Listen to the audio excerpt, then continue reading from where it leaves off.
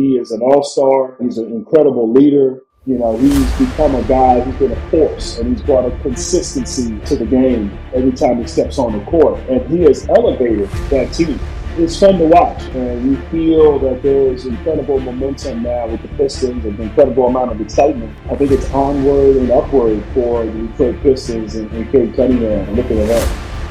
April 29th, 2026. The Pistons are down 3-1 to the 8th seed Orlando Magic. Their best player, the dude who carried them to the 1 seed in the East, had a collapsed lung in mid-March and barely got back in time for the playoffs. And it had been 18 years since Detroit won a playoff series. Cunningham, the crossover, Cunningham, the finish! Then Cade Cunningham went out and put up 45 points, broke a Pistons playoff scoring record that had been sitting there since 1968. Detroit wins Game 5, wins Game 6, and closes Orlando out in Game 7 by 22 to complete the 3-1 comeback. Look, you don't need me to tell you Cade is the real deal. You've been watching that whole arc, the 30-win turnaround, the All-Stars, the All-NBA seasons, the 60-win Pistons. You already know the comparisons make sense. But what most people don't know is exactly when those Hill comparisons actually started and who started them. They didn't start in 2025. They didn't start when Cade made his first All-Star team. They started back in October 2021. Grant Hill sat down with Anscape that month. Cade hadn't played a single NBA game yet. The reporter asked Hill about the comparisons people were already making between him and the new Pistons rookie. And what Hill said in that interview should have stopped the entire NBA media in its tracks. Most people in 2021 wrote it off as a polite Hall of Famer talk. They didn't dig in, they didn't read past the headlines. By the time Cade was getting Rookie of the Year snubs and shin injuries and being the face of a 28-game losing streak, that quote was buried. The Hill comparison turned into a punchline. This video is the story of how Grant Hill called this entire thing years before it happened, where he saw it from, and why the version of Cade we're watching in this playoff run right now is the exact version Hill described before anyone else got it. To understand why Hill saw this, you have to understand where he was watching from. Most people just assumed Hill was being polite because Cade was a Piston. But Hill had information NBA scouts didn't have. He'd been gathering it for years. Grant Hill lives in Florida, has for years. Settled in Orlando back when he was on the Magic and stayed. Cade Cunningham played his last 2 years of high school at Montverde Academy. And where's Montverde? About 30 minutes from Orlando. So while ESPN scouts were watching AAU film, Grant Hill was driving over to Montverde to watch Cade play in person. He told Anscape he was watching Cade as far back as Cade's junior year of high school when Cade was just 16 years old. Hill wasn't reacting to draft buzz. He wasn't politely talking up the new Pistons rookie because the team called and asked him to. He'd been watching this kid for years. So when the Pistons drafted Cade in 2021, Hill was the Hall of Famer who could actually look you in the eye and say, I know exactly what you're getting. Here's what Hill said back in 2021 during an Anscape interview when the reporter asked him about Cade. He's not the sort of traditional point guard, but he can play the point. He can score. He's got maturity about him that probably is further along than I was at his age, with just emotional maturity, tremendous leadership qualities, and versatility to his game. Now think about that for a second. Grant Hill came into the league from Duke at 22, 2 national championships in his back pocket, the most poised dude in college basketball. Hill was already an adult when most rookies are still kids, and he's sitting there in 2021 saying Cade at 19, before his rookie season, was more locked in than that. Then the reporter follows up, this is the part Pistons fans should have memorized. He sees the complete game. Some people have a house and it's only one window in that house. He's got a house with plenty of windows. A house with plenty of windows. Most players see one window, maybe 2. They see scoring, or they see facilitating, or they see defense. Cade sees everything, the whole house, every angle. That was Hill's read of a 19-year-old who had not yet played a real NBA minute. What Hill described in that 2021 interview is the player going to work in the East semis right now, reads the floor, stays calm under pressure, and plays both ways. In Game 2 against the Cavs, Cade had 5 points at halftime. Most stars wilt in that situation, but Cade kept running the offense and finished with 25 and 10. Cade had a great rookie year. He averaged 17, 5 and 5 in his first season and finished third in Rookie of the Year voting behind Scotty Barnes and Evan Mobley. That alone wasn't going to kill the Hill prophecy, but the next year is where it got dicey. In the 22-23 season, Cade plays 12 games, stress fracture in his left shin, done for the season. Disabled player exception, the Cade is fragile stuff starts. The what if he's the next Penny Hardaway comps come out. The Hill comparison is technically still alive on Pistons Twitter, but it's flipped. People are using Hill as a cautionary tale now, not a ceiling. Then 23-24 comes, and this is rock bottom. The Pistons go 14-68, they lose 28 games in a row, the longest single season losing streak in NBA history, tied for the all-time mark set by the 76ers across 2 different seasons. Cade is the face of it, and he's losing every single game. He goes on the Woj pod in January 2024 and he says, "This has been one of the most humbling experiences of my life." He admits he had thought he was good enough that something like this couldn't happen to him. He admits he had to learn that scoring wasn't enough. He had to figure out how to make the game easier for his teammates. It's one of the most honest interviews a young NBA star has ever given. And you know what the response was online? People called him soft. People called him a bust. Yardbarker ran a headline calling Cade's championship talk an absurd take. That was an actual sports media headline in December 2023. Read it now and it sounds insane, but that was the temperature. Now here's where this gets interesting. Through all of this, the Rookie of the Year snub, the lost year, the 28-game losing streak, the bust discourse, Hill never updated his prophecy, not once. He went on the Whistle Sports Show in February 2025, and right at the front of that interview, he goes back to the age 16 again. He says, even at that age, you could see something special about Cade as a person.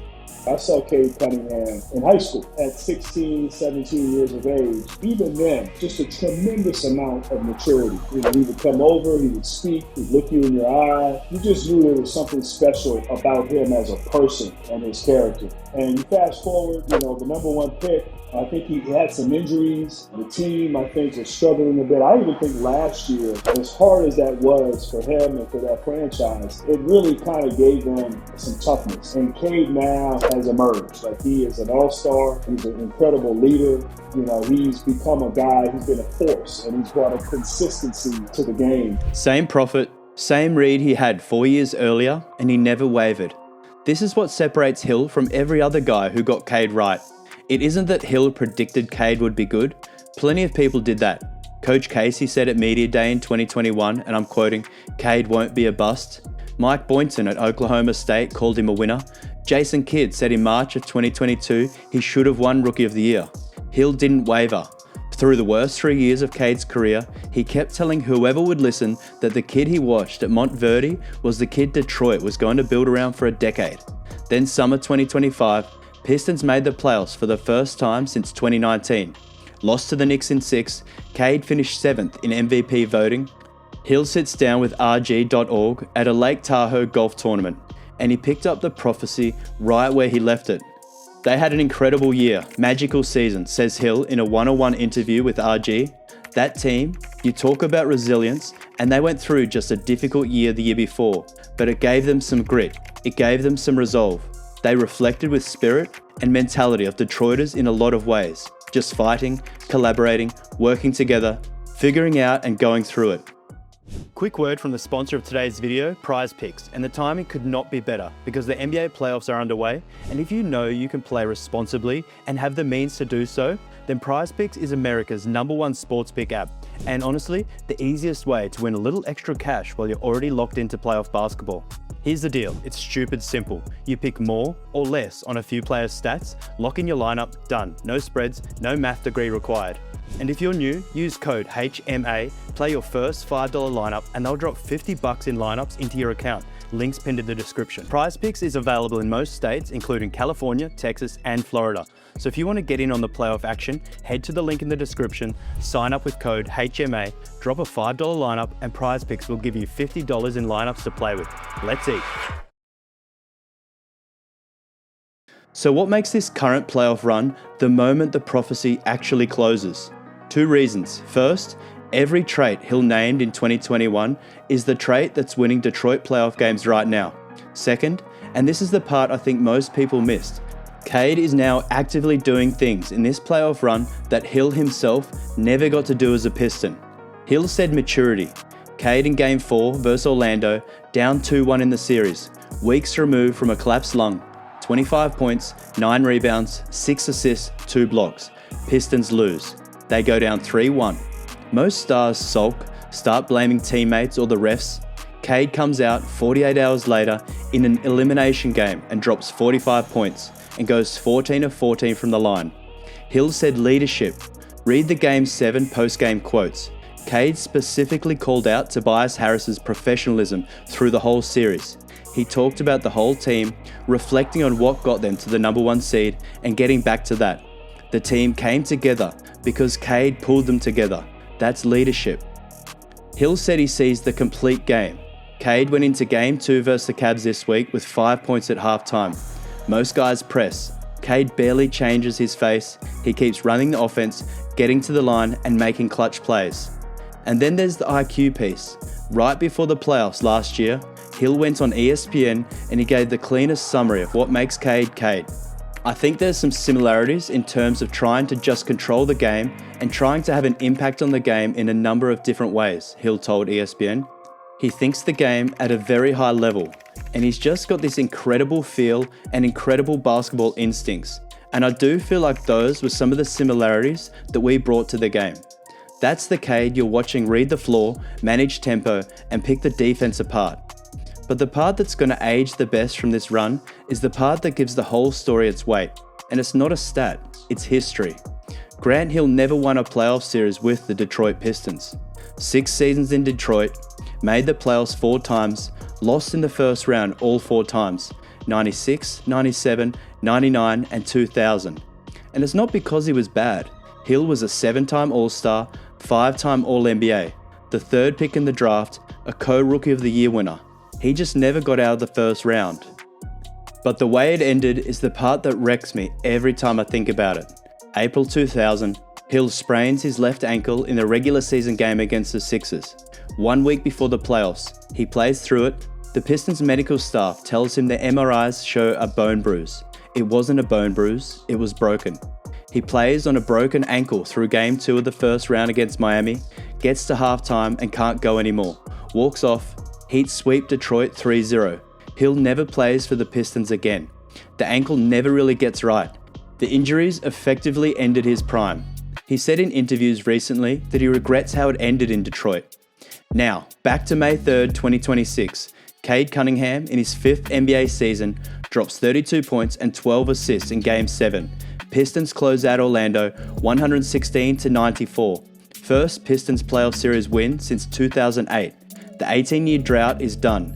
Cade just did the thing Hill never got to do in a Pistons jersey. And at the time of recording this, the Pistons are up 2-0 against Cleveland. They're 2 wins from the Eastern Conference Finals. This is what Hill saw in October 2021. Not just the player, the era. He told Enscape Cade had a maturity beyond his own. He was passing the torch in real time. Look, the Hill comparison has been thrown around since Cade's rookie season. People treated it like a lazy comp. Tall Pistons forward, plays like a guard, sees the floor, you know the deal. But Hill himself was the one telling everyone the comparison was real, and the kid was already past where Hill was at the same age. The trick was that Hill had the receipts and nobody else did. He'd watched the kid since age 16.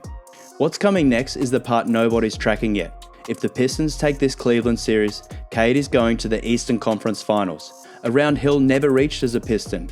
If Detroit makes it to the finals, we're talking about a player who has officially gone past Hill in Pistons history. The franchise triple-double record, Cade already has it. The franchise playoff scoring record, Cade just broke it. So the question I'd want to know is, at what point does this Hill comparison stop being a comp and start being something else? At what point is Cade Cunningham not the next Grant Hill, but the player the Pistons were supposed to have if Hill had stayed healthy? Drop your take in the comments below. And if you enjoyed this video, hit the like and hype buttons, subscribe for more videos just like this one, and check out one of these videos on your screen now.